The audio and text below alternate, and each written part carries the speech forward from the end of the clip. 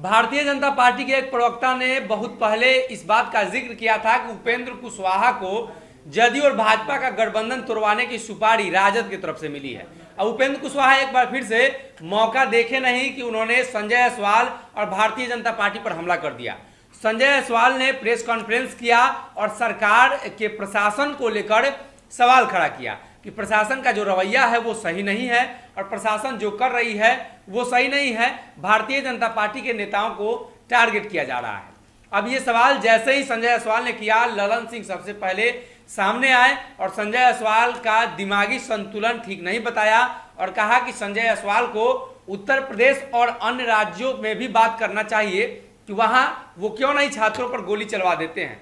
उनका साफ तौर पे मानना है कि बिहार में जो नीतीश कुमार की सरकार ने किया है वो सही है, छात्रों पर गोली नहीं चलवाई जा सकती है। उसके बाद उपेंद्र कुशवाहा का बयान सामने आता है। उपेंद्र कुशवाहा ने संजय जायसवाल के परिवार को उस बच्चे की तरह करार दिया है जो लगातार बोलते रहता है और जिसकी बातों का कोई सीरियस नहीं लेता है।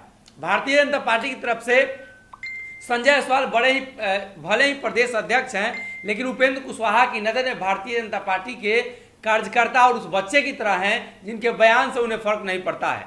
अब संजय जायसवाल का ये बयान और उपेंद्र कुशवाहा के बयान को अगर आप जोड़कर देखेंगे तो स्पष्ट हो जाएगा कि उपेंद्र कुशवाहा और संजय जायसवाल का जो ये लड़ाई पुरानी है और एक बार फिर से इसको नई रूप में सामने लाई गई है। अब संजय जायसवाल के बयान के बाद जनता दल यूनाइटेड की तरफ से पलटवार किया गया है।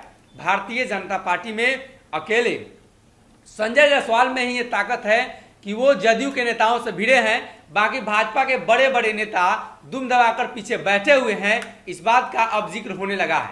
एक तरफ जहां भारतीय जनता पार्टी के नेताओं का ये बात कहना कि बिहार में जो सरकार चल रही है नीतीश कुमार के नेतृत्व में चल रही है, वहीं संजय जायसवाल का ये बात कहना कि नीतीश जी का प्रशासन सही नहीं है और भाजपा के नेताओं पर लगातार आक्रमण हो रहे हैं, भाजपा के नेताओं के घरों पर पथराव हो रहा है और उनकी पुलिस हाथ पर हाथ रखकर बैठी हुई है।